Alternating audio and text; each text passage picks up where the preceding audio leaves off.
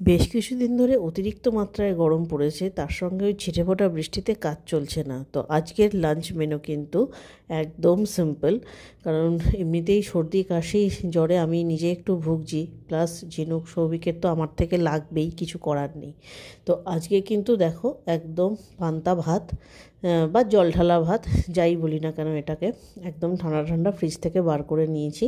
পরিমাণ মতো জল, এই জলটা কিন্তু খেলে পেটটাও ঠান্ডা হয়, ভাতের যেই ঠান্ডা জলটা। তো সেই জন্য জলের পরিমাণটা আমি একটু বুঝে দিয়ে নিই।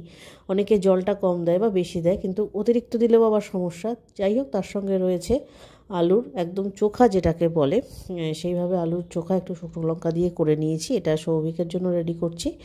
তো ন্যাচারালি সৌভিক যেহেতু একটু ঝালটা খাবে, আমি খুব বেশি ঝাল খাবো না, সেই জন্য আমি ঝালটা বেশি দিচ্ছি না নিজেরটায়। তো সৌভিককে দেবো। আর এখানে যেটা রয়েছে সেটা রয়েছে চিকেন পকোড়া। চিকেন পকোড়াটা ঘরে কয়েকটা বোনলেস পিস আমার থাকেই চিকেনের, তো সেগুলো দিয়ে ছোটো ছোটো করে কেটে আমি একটু পকোড়ার মতো করে নিয়েছি। তো এই চিকেন পকোড়ার সাথে আলুর চোখা আর সিম্পল এই জলঢালা ভাত, এটাই কিন্তু আমাদের আজকের লাঞ্চে আমরা খাবো। তাই ভাবলাম তোমাদের সবার সাথে শেয়ার করে দিই। এখানে পেঁয়াজ আর লেবু নিয়ে নিয়েছি। এটার মধ্যে একটুখানি নুন তো দিতেই হবে।